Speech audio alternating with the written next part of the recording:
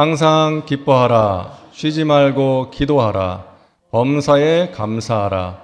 이것이 그리스도 예수 안에서 너희를 향하신 하나님의 뜻이니라. 저는 오늘 읽어드린 데살로니가 전서 5장 16절, 18절 말씀을 가지고 하명이요 이 같은 제목으로 하나님의 말씀을 증거하도록 하겠습니다.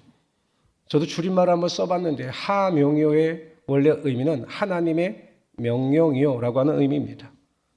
우리가 잘 알고 있듯이 여러분 조선은 왕정 국가였습니다. 왕이 절대적인 권력을 가지고 있는 국가였죠.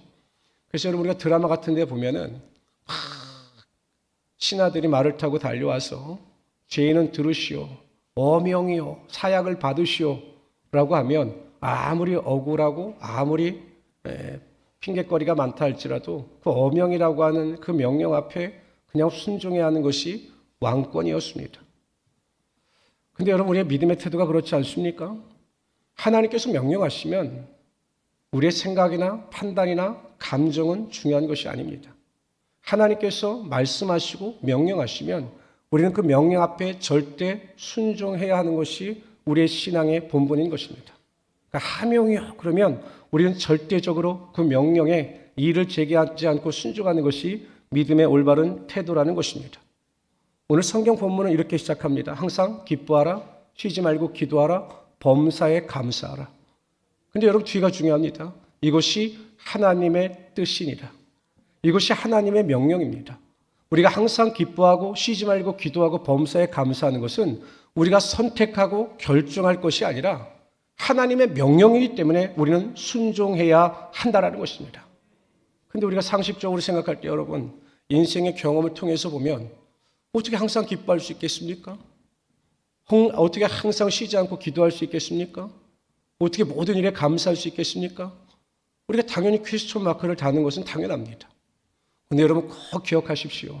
하나님은 절대 우리가 실천 불가능한 일을 우리에게 요구하시는 하나님이 아니십니다. 우리가 충분히 할 수 있는 일을 우리에게 요구하십니다. 만일 그 명령하시는 것에 대하여 우리가 실천할 수 있는 능력이 없으면 하나님은 그 능력을 공급하여 주사 하나님의 명령에 온전히 순종할 수 있는 은혜를 베풀어 주시는 것입니다. 그래서 항상 기뻐하는 것, 쉬지 않고 기도하는 것, 범사에 감사하는 것은 불가능한 일이 아니라 우리가 하나님의 명령에 순종하고자 하면 하나님께서 지혜와 능력과 명철을 허락하여 주사 능히 그 일을 감당하게 하여 주시는 것입니다. 그래서 저는 우리가 어떻게 하면 항상 기뻐할 수 있을까? 어떻게 하면 쉬지 않고 기도할 수 있을까? 어떻게 하면 범사에 감사할 수 있을까? 그 내용을 오늘 살펴보라 함께 은혜를 나누고자 합니다. 첫 번째 우리가 어떻게 감사할 수 있을까요? 제가 인생을 좀 살아보니까요. 인생이란 그렇습니다. 항상 좋고 행복한 일보다는 항상 문제가 많고 고난이 많고 환난이 많습니다. 저도 한 100여 명의 성도리가 목회하다 보면 항상 기쁜 일, 즐거운 일을 듣기보다는 슬프고 낙심되고 걱정되는 이야기를 많이 듣게 됩니다. 어떻게 이런 상황 속에서 우리가 항상 기뻐할 수 있겠는가? 들리는 소식은 낙심과 절망의 소식인데 그럼에도 불구하고 하나님께서 항상 기뻐하라고 말씀하셨는데 어떻게 우리가 기뻐할 수 있겠느냐라는 것입니다. 우리가 항상 기뻐할 수 없다라고 단정하는 이유는 한 가지입니다. 우리의 기쁨을 조건에서 찾으려고 하기 때문입니다. 내가 원하는 것, 바라는 것이 이루어질 때 내가 기뻐할 수 있다라고 하는 조건에서 기쁨의 근원을 찾으려고 하기 때문에 항상 기뻐할 수 없는 겁니다. 성경을 알면 성경은 그렇게 말씀하지 않습니다. 성경은 우리의 기쁨이 조건이 아니라 관계에서 비롯됨을 강조하고 계십니다. 여러분 대표적인 인물이 사도 바울이죠. 사도 바울이 빌립보서를 기록했습니다. 빌립보서는 여러분들이 잘 알다시피 옥중서신입니다. 로마 감옥에서 기록한 것이 빌립보서입니다. 그런데 그 빌립보서에서 사도 바울은 4장 4절에 이렇게 이야기합니다. 주 안에서 항상 기뻐하라. 내가 다시 말하노니 기뻐하라. 뿐만 아니라 자기 자신의 기쁨에 대해서도 빌립보서 4장 10절에 이렇게 이야기합니다. 내가 주 안에서 크게 기뻐함. 환경이나 조건은 절망입니다. 절대 절망이죠. 감옥에서 무슨 여러분 기뻐할 수 있는 근거가 무엇이 있겠습니까? 절대 절망입니다. 그런데 사도 바울은 내가 힘들다, 어렵다, 고통스럽다 이런 말을 전혀 하지 않습니다. 오히려 내가 크게 기뻐한다. 어떻게 해요? 주 안에서 내가 기뻐한다라고 고백하고 있는 것입니다. 여러분 우리가 항상 기뻐하기 위해서 그래서 가장 중요한 것이 환경이나 조건에 지배되지 않는 주 안에서 하나님과 올바른 관계를 맺고 있을 때 세상에 줄 수 없는 절대 기쁨이 우리의 삶 가운데 반드시 나타나게 하여 주시는 것입니다. 근데 우리가 주 안에서 기뻐한다? 주님 안에서 우리가 크게 기뻐한다? 항상 기뻐한다? 그렇다면 주 안에 있다라고 하는 의미는 무엇일까? 어렵지 않습니다. 주 안에 있다라고 하는 것은 예수 그리스도 안에 복음의 은혜를 쫓아 구원을 받아 하나님의 자녀로 살아가는 것을 의미하는 것입니다. 사도 바울이 그래서 갈라디아서 2장 20절에서 자신이 구원받은 은혜에 대해서 고백하기를 내가 그리스도와 함께 십자가에 못 박혔나니 그런즉 이제는 내가 사는 것이 아니요 오직 내 안에 그리스도께서 사시는 것이라. 내가 육체 가운데 살아가는 것은 나를 사랑하사 자기 몸을 버리신 하나님의 사랑 안에서 살아가는 것이다라고 고백을 합니다. 예수 그리스도의 사랑 안에서 살아가는 것이다라고 고백을 하는 것입니다. 성도 여러분, 예수님께서 내 죄를 담당하시어 십자가에 달려 돌아가시고 나를 위하여 사흘 만에 부활하심으로 말미암아 내가 영원한 생명을 얻고 하나님의 백성이 되고 하나님의 자녀가 되었다라고 하는 그 믿음의 확신 가운데 살아가는 성도들, 주 안에 있는 그리스도의 복음의 은혜와 능력 가운데 살아가는 성도들은 세상이 줄 수 없는 절대 기쁨, 항상 기쁨의 은혜와 능력이 우리의 삶 속에 반드시 임하게 되는 것입니다. 우리가 구원을 얻게 되면 여러분, 성도의 삶에는 반드시 변화가 나타나게 되어 있습니다. 여러분, 우리가 입으로 시인하여 구원 얻는다, 마음으로 믿어 구원에 이른다. 그래서 성도들은 과연 내가 구원을 받게 되면 어떠한 변화가 나타나게 될 것인가? 그냥 내가 입으로 예수 그리스도를 나의 구주로 받아들이기만 하면 내가 구원을 받았는가? 이런 의심이 들 때가 있죠. 사도 바울은 너희가 두렵고 떨리는 마음으로 너희 구원을 이루라 이렇게 말씀하십니다. 성경 말씀을 우리가 자세히 읽어보면 구원 얻은 성도의 삶에는 분명한 변화가 나타나게 되어 있습니다. 제일 중요한 것은 가치관의 변화입니다. 여러분, 예수를 믿으면요, 구원을 받으면 가치관이 바뀝니다. 사도 바울은 세상 것을 배설물과 같이 여긴다라고 이야기했죠. 삭개오는 여러분 그렇게 물질을 쫓아 살던 그 삭개오는요, 자신의 재산의 반을 팔아서 가난한 자에게 나눠주고 자신 누구 것을 속여 취한 것이 있으면 4배로 갚겠다라고 하는 이야기할 정도로 이 물질, 가치관이 완전히 바뀌었습니다. 예수를 믿으면 반드시 가치관이 바뀌게 되어 있습니다. 여전히 구원을 받아 하나님의 자녀가 되었다라고 하면서도 세상을 쫓아 살고 물질의 욕심을 쫓아 살고 권력과 명예를 쫓아 산다? 온전히 구원받은 성도들이 아닙니다. 자신의 욕심을 쫓아 산다? 구원받은 성도들이 아닙니다. 반드시 구원을 받으면 가치관이 바뀌게 되어 있습니다. 두 번째는요, 목적관이 바뀝니다. 이 세상을 살아가는 나의 목적이 무엇인가라는 이 목적관이 반드시 바뀌게 되어 있는 것입니다. 먹든지 마시든지 하나님의 영광을 위하여 하고 구하든지 떠나든지 내가 하나님의 기쁨이 되기 위하여 살아가기를 노력하는 성도들이 구원받은 성도라는 사실입니다. 교회 안에서도요, 무슨 일을 하든지 간에 내가 하는 일이 하나님의 영광이 되겠는가? 내가 하는 말과 행동이 하나님의 기쁨이 되겠는가를 의식하고 생각하면서 살아가는 것이 구원받은 성도의 올바른 태도라는 것입니다. 근데 아무 생각 없이 말하고 아무 생각 없이 행동하고 교회에 피해를 주고 성도 간에 상처를 준다? 구원받은 성도들은 그렇게 살라고 말씀하셔도 그렇게 살 수가 없다라는 것입니다. 이것이 목적관의 변화입니다. 세 번째는 내세관이 바뀝니다. 우리의 삶의 본향이 바뀌게 되어 있습니다. 여러분들은 천국 백성인 것을 믿으십니까?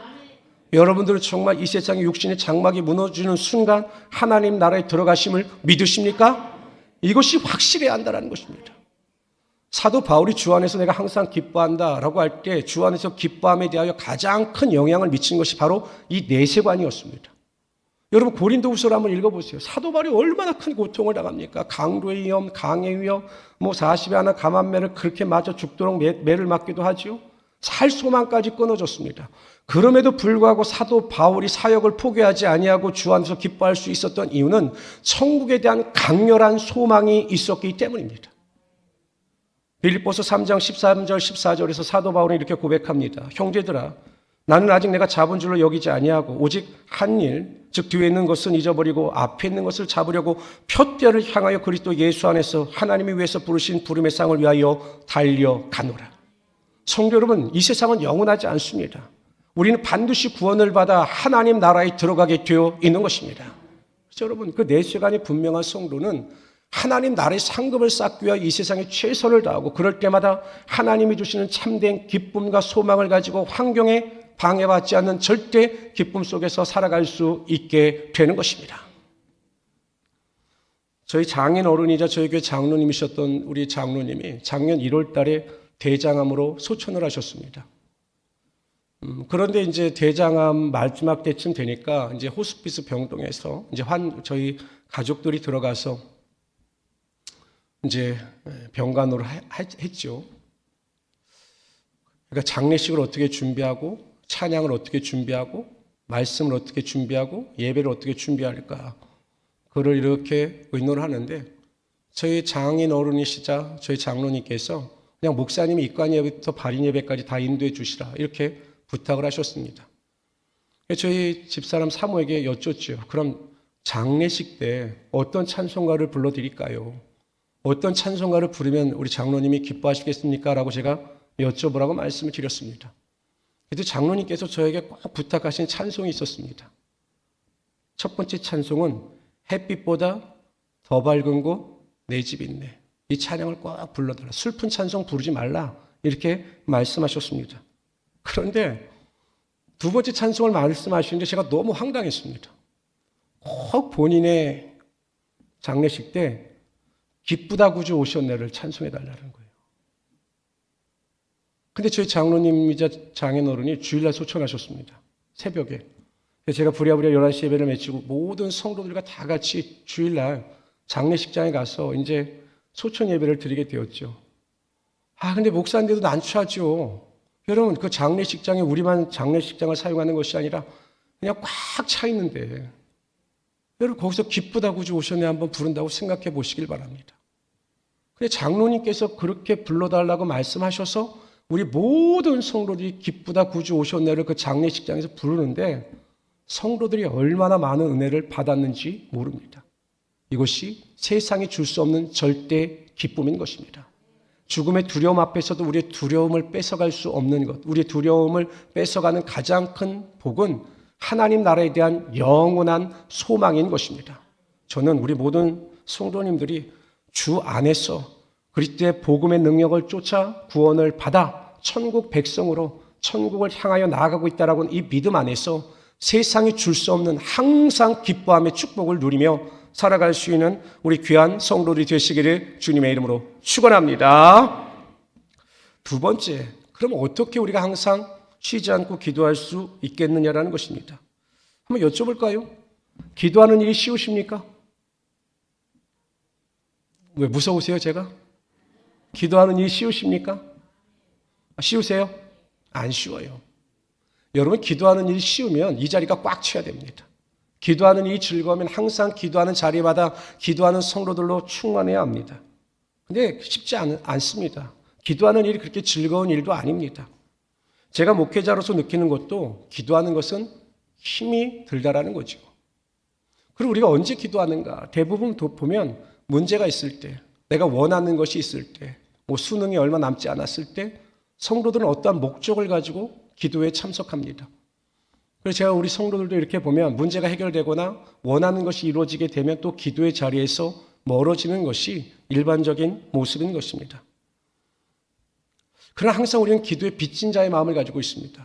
기도해야지 하지만 여전히 기도 앞에서 나약해지는 내 모습을 발견한 것이 우리의 신앙의 모습인 것입니다.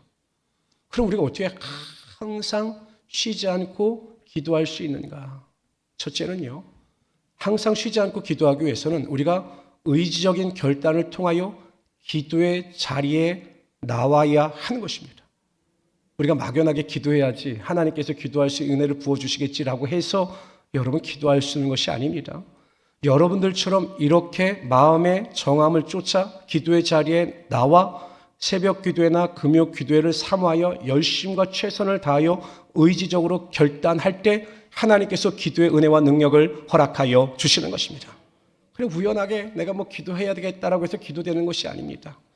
골로새서 4장 2절에 보면 여러분들이 지금 가지고 있는 개정 성경은 이렇게 말씀하고 있습니다. 기도를 계속하고 기도에 감사함으로 깨어 있어라. 근데 제가 보기엔 개정보다는 이 개정하기 전에 개역 성경, 이전에 가지고 있던 개역 성경에는 어떻게 골로새서 4장 2절 말씀을 설명하고 있는가? 기도를 항상 힘쓰고 기도에 감사함으로 깨어 있으라. 기도를 어떻게 하느냐? 항상 기도를 힘써야 하는 것입니다. 기도하려고 노력하고 결단해야 한다는 것입니다. 영어 성경에 보면 훨씬 더 자세하게 설명이 나오는데 일반적으로 많이 보는 NIV 성경에 보면 이 골로새서 4장 2절의 말씀을 이렇게 설명합니다. Devote yourselves to prayer. 기도하는 일에 내 자신을 던져라. 내 자신을 최선을 다하여 기울여라. 이렇게 설명을 하고 있습니다. 그러니까 여러분 우리가 어떤 기도하는 루틴을 만들기 위해서 결단하고 의지적인 노력이 필요한 것입니다. 다니엘은 기도의 사람이었습니다. 근데 그는 루틴을 만들었습니다. 하루에 3번씩 기도하기로 작정하고 그 바쁜 일정 가운데서도 기도하는 일을 쉬지 않고 최선을 다하여 기도할 때 그가 기도의 사람으로 기도 가운데 승리하며 살아갈 수 있었던 거죠. 제가 지금은 좀 살이 좀 많이 빠졌는데 빠져도 많이 쪄 보이나요? 빠졌는데 누군가가 저에게 자전거를 타면 그렇게 운동에 좋다고 해서 제가 자전거를 타기 시작했습니다. 제 안양에서 한강까지가 23km인데 이제 자전거를 타려고 열심히 하는데 처음에는 너무 힘든 겁니다. 너무 힘들었어요. 그래서 그럼에도 불구하고 운동을 해야 되니까 정말 열심히 운동을 하는데 하나도 즐겁지가 않은 거예요.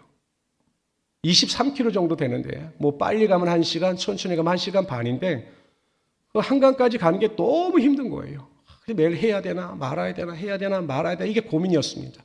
근데 어느 순간 이 한계를 뛰어넘으니까 이 자전거 타는 일이 너무 즐거운 겁니다. 가다가 좋은 풍경도 보고 또 좋은 풍경에 또 쉬면서 차도 한잔 마시고 가다 보니까 이 자전거 타는 일이 아니라 취미가 되고 고통이 아니라 즐거운 일이 되었습니다. 제가 왜 이런 말씀을 드리냐면 기도하는 일은 쉽지 않아요. 저도 목회자로서 보면 참 기도하는 일이 쉽지는 않습니다. 그런데요, 우리가 결단하고 기도하기로 작정하여 하나님 앞에 나와 기도하기 시작하면 하나님께서 기도하는 자에게 은혜를 베풀어 주사 기도하는 즐거움이 흘러넘치게 하여 주시는 것입니다. 기도할 때마다 여러분 참 문제가 해결되니까 행복하지요. 기도할 때마다 나를 바라보고 회개하고 돌이켜 살아가니 내 삶의 성장과 성숙을 이룰 수 있으니까 감사하지요. 그래서 항상 기도하는 일을 통해서 하나님께서 은혜를 부어주사 기도하는 즐거움을 느끼게 하여 주시더라는 것입니다. 성도 여러분, 항상 기도의 루틴을 꼭 잡으십시오. 제가 생각하기에는 금요기도가 제일 좋은 기도의 시간입니다. 새벽 예배뿐만 아니라 금요기도회. 내가 절대 기도하는 시간에는 빠지지 않겠다라고 작정하셔서 의지를 가지고 기도회 때마다 참석하실 때 부어주시는 은혜와 능력을 통해서 항상 쉬지 않고 기도하는 일에 최선을 다할 수 있는 우리 성도들이 되시기를 주님의 이름으로 축원합니다. 두 번째, 쉬지 않고 기도하기 위해서는 성령 충만을 받아야 합니다. 성령 충만을 사모해서 받아야 하는 것입니다. 예수님께서 겟세마네 동산에서 마지막 기도를 하실 때 베드로와 야고보와 요한을 데리고 올라가셨습니다. 그리고 제자들에게 부탁하셔요. 내가 죽게 되었으니 제발 나를 위해서 기도해 달라라고 이렇게 부탁을 하십니다. 그리고 예수님께서 간절히 기도하시다가 와서 보니 제자들이 졸거나 자고 있었습니다. 베드로와 야고보와 요한은 기도에 실패한 자였습니다. 근데 여러분 얼마 뒤에 예수님께서 약속하신 대로 그들이 저녁 기도에 힘쓸 때 성령 세례를 오순절 마가의 다락방에 보여주셨습니다. 보내주셨고 그들을 성령 충만으로 채워주셨습니다. 그랬더니 베드로와 야고보와 요한과 제자들이 완전히 다른 사람이 됩니다. 사도행전 3장 1절에 보면 제9시 기도 시간에 베드로와 요한이 성전에 올라갈세. 유대 전통에 의하면 유대인들은 하루 3번씩 지금 시간으로 따지면 오전 9시, 정오 12시, 오후 3시 하루에 3번씩 기도하는 전통을 가지고 있었는데 이 베드로와 요한이 이 기도하는 전통을 쫓아 성전에 기도하러 올라가는 기도의 습관을 가지게 되었던 겁니다. 이처럼 우리가 항상 성령의 능력을 삼하여 성령 충만을 받게 되면 성령께서 우리를 기도하게 하시고 기도를 통해서 기도의 즐거움을 맛보게 하여 주시는 것입니다. 에베소서 6장 18절에 보면 모든 기도와 간구를 항상 성령 안에서 기도하고 이를 위하여 깨어 구하기를 항상 힘쓰며 여러 성도들을 위하여 구하라 이렇게 말씀하십니다. 성령 안에서 항상 기도하라. 성령께서 우리를 도우시고 성령의 충만함이 우리에게 임하게 되면 하나님이 주시는 은혜와 능력을 쫓아 기도하는 일에 최선을 다하며 기도를 통해서 하나님께 영광을 돌릴 수 있게 하여 주시는 것입니다. 제가 좋아하는 구절이 하나 있습니다. 이 구절의 내용은 이렇습니다. 기도하는 한 사람이 기도하지 않는 한 민족보다 위대하다라는 말입니다. 기도하는 한 사람이 기도하지 않는 민족보다 위대합니다. 가정에 기도하는 한 사람이 세워지게 되면 하나님께서는 그 한 사람의 기도를 통해서 가정을 변화시켜 주시는 것입니다. 여러분들이 오늘 이 시간 나와서 새벽 시간 가운데 자녀를 위하여, 남편을 위하여, 가정을 위하여 간절히 기도하고 간구할 때 한 사람의 기도를 통해서 하나님께서 가정의 축복과 능력이 반드시 나타나게 하여 주시는 것입니다. 기도하는 한 사람이 있으면 여러분 교회가 살아나게 되어 있는 것입니다. 이 교회를 위하여 눈물을 흘리고 목회자를 위하여 눈물을 흘리며 기도하는 한 사람이 바로 서게 되면 이 교회를 통해서 하나님의 놀라운 역사와 능력이 나타나게 하여 주시는 것입니다. 기도하는 한 사람을 통해서 직장이 변화되고 사업장이 변화되고 하나님의 축복이 흘러 넘치게 하여 주시는 것입니다. 저는 이 자리에 참석한 여러분들 한 사람이 하나님이 찾으시는 위대한 기도자들이 되시기를 바랍니다. 그러면 하나님께서 반드시 쉬지 않고 기도하는 여러분의 기도를 통해서 하나님의 영광과 축복이 임하게 하여 주실 것입니다. 세 번째로, 그럼 우리가 어떻게 범사에 감사할 수 있겠느냐라는 것입니다. 저희는 코로나 기간 동안에 성도들 중에 정말 귀한 일꾼 3분이 소천을 하셨습니다.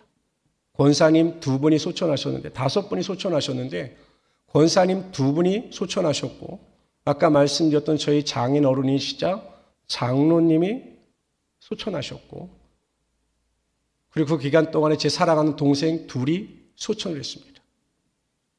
2022년도에 제 바로 밑에 동생이 직장암으로 소천을 했고, 작년 1월 달에 저희 장로님이 대장암으로 소천을 하셨습니다. 굉장히 마음이 아팠죠. 그런데 갑자기 작년 7월 달에 제 막내 동생에게서, 저희 교회 집사이자 저의 일을 엄청 도와준 제 막내 동생이 제가 금요교대에 가려고 하는데 갑자기 전화가 와서, 형 내가 머리가 너무 아프니까 나 좀 병원까지 데려다 달라라고 해서 제가 119를 불러서 급히 병원 응급실로 들어갔는데 그게 마지막이었습니다. 그냥 한 달 만에 뇌출혈로 소천을 했어요.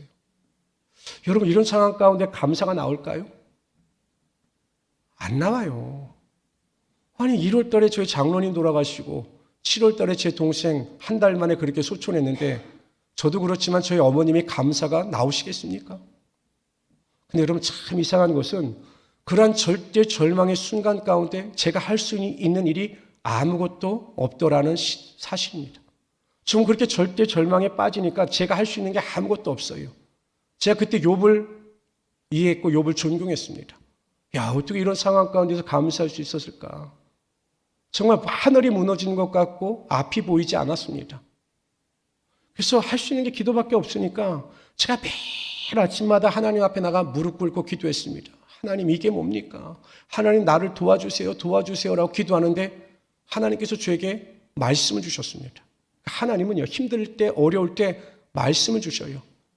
근데 그 말씀이 제가 받아들일 수 있는 말씀이 아니었습니다. 하나님께서 저에게 주신 말씀이 이해가 되지 않았습니다. 왜 이런 말씀을 나에게 주실까? 주신 말씀이 이 말씀입니다. 고린도전서 10장 13절 말씀이었습니다. 사람이 감당할 시험 밖에는 너희가 당한 것이 없나니 오직 하나님은 미쁘사 너희가 감당치 못할 시험 당함을 허락지 아니하시고 시험 당할 즈음에 또한 피할 길을 내사 너희로 능히 감당하게 하시느니라. 저에게 이런 말씀을 주시는 거예요. 엄살 부리지 마. 네가 감당할 수 없다고? 아니야. 넌 감당할 수 있어. 한번 네 믿음을 보여봐. 그럼에도 불구하고 나에게 감사해봐. 라고 저에게 감사를 요구하셨습니다. 아니, 그 상황에서 기도했는데 그럼에도 불구하고 감사해야 돼. 저에게 감사를 요구하시는 거예요. 근데 여러분, 하나님은요, 항상 고난 가운데 그 고난을 피할 수 있는 위로와 길을 반드시 보여주시더라고요. 하루는 제 꿈속에 이제 제 동생이 마지막 응급실에 있는데 좋아졌다, 나빠졌다 응급실에 있는데 그날 새벽에 갑자기 제 동생이 그 환자실에서 완전히 그 환자복도 벗어 던지고 막 알몸으로 뛰어다니면서 막 형 나 간다 막 이러면서 깔깔대고 나가는 거예요. 저는 그래서 그것이 오늘 좀 결과가 좋게 나오겠구나 생각했는데 그 순간에 소천한 겁니다. 하나님 나라에 들어간 거예요. 그러니까 저에게 하나님께서 제 동생이 구원받아 하나님 나라에 들어갔다라고 하는 확신을 주셨던 거죠. 그것이 생각나면서 제가 하나님 앞에 감사할 수 있었던 것입니다. 성도 여러분, 우리는 하나님을 완전히 이해할 수 없습니다. 하나님이 하시는 일을 우리가 완전히 이해할 수 있다는 것은 교만입니다. 하나님이 하시는 일에 대해서 우리가 완전히 이해할 수는 없어요. 그러나 우리가 완전히 순종할 수는 있습니다. 하나님이 하시는 일에 대해서 의심하지 아니하고 믿으면 어떤 환경 가운데 있다 할지라도 우리는 모든 일에 감사하며 살아갈 수 있게 되는 것입니다. 로마서 8장 28절에 보면 우리가 알거니와 하나님을 사랑하는 자 곧 그 뜻대로 부르심을 입은 자들에게는 모든 것이 합력하여 선을 이루느니라 이렇게 말씀하셨습니다. 오늘 이 시간에도 하나님은 저와 여러분을 위하여 하나님의 선을 이루시기를 원하시는 것입니다. 우리가 기도할 때마다 최고의 선물을 우리를 위하여 예비하시는 하나님이 되시는 것입니다. 제가 목회를 하면서 또한 성도들과 상담을 하고 경험을 하면서 느끼는 것은 하나님은 반드시 최고의 시간에 최고의 순간에 최고의 것을 예비하시는 하나님이 되시는 것입니다. 그래서 우리가 그렇게 될 것을 믿고 감사하면 모든 일에 감사하고 하나님께 영광을 돌리며 살아갈 수 있게 되는 것입니다.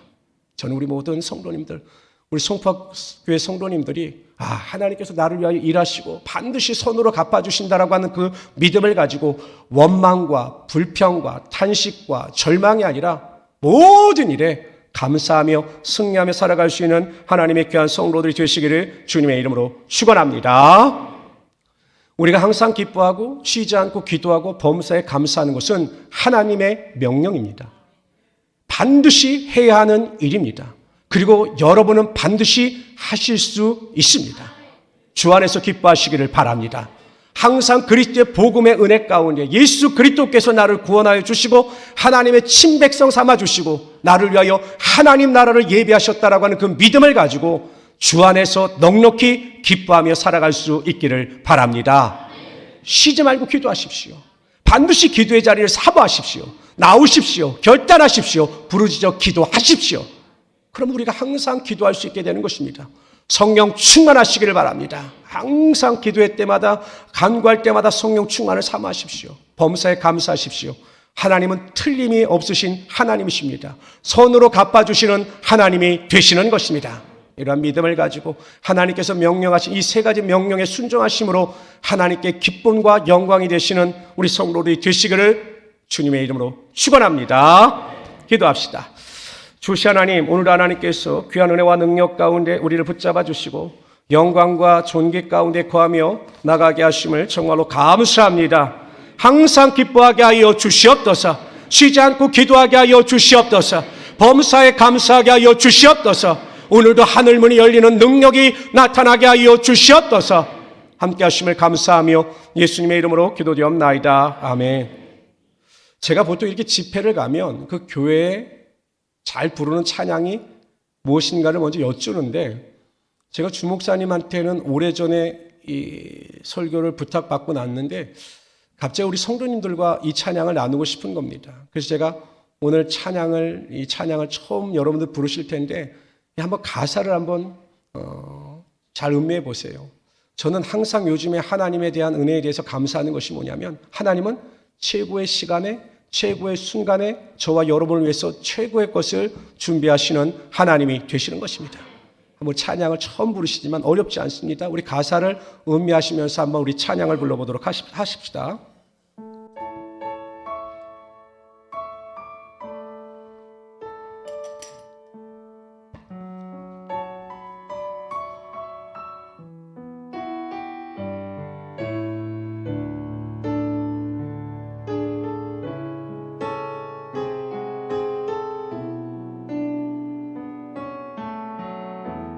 고난과 시련 속에 고난과 시련 속에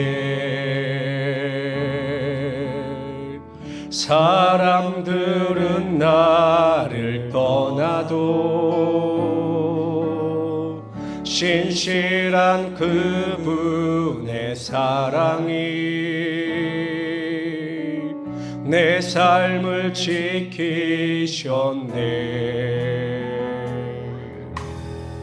지난 날 돌아보며 수많은 연단을 통하여 나를 크게 사용하신 그분의 뜻이었음을 알았네. 최고의 시간에 최고의 순간에 최고의 것을 주실 분 아버지 그 뜻을 믿으며 난 그저 우리 다시 한번 청성탐을 해봅시다. 고난과 시련 속에 고난과 시련 속에 사람들은 나를 떠나도 신실한 그분의 사랑이 내 삶을 지키셨. 지난날 돌아보며 지난날 돌아보며 수많은 연단을 통하여 나를 크게 사용하신 나를 크게 사용하신 그분의 뜻이었음을 알았네. 최고의 시간에 최고의 순간에 최고의 것을 주실 분 아버지 그 뜻을 믿으며 난 그저 기도가 최고의 시간에 최고의 시간에 최고의 순간에 최고의 것을 주실 분 아버지 그 뜻을 믿으며 우리 다시 한번 고백합시다. 최고의 시간에 최고의 시간에 최고의 순간에 최고의 것을 주실 분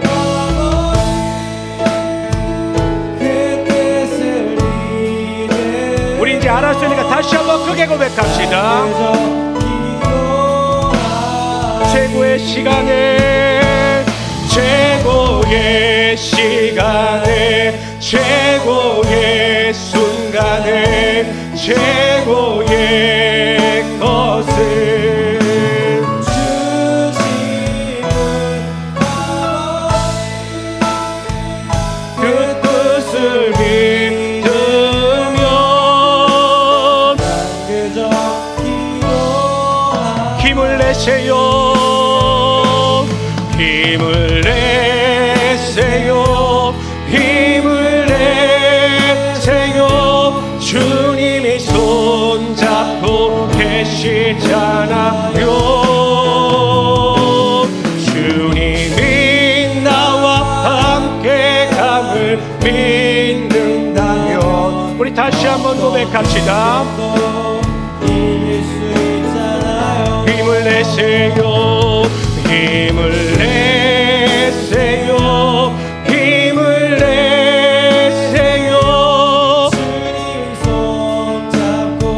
계시잖아요.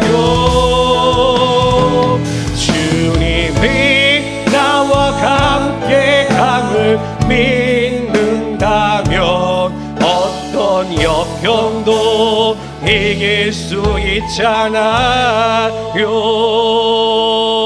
아멘. 우리 가슴에 손을 얹고 기도하시길 바랍니다.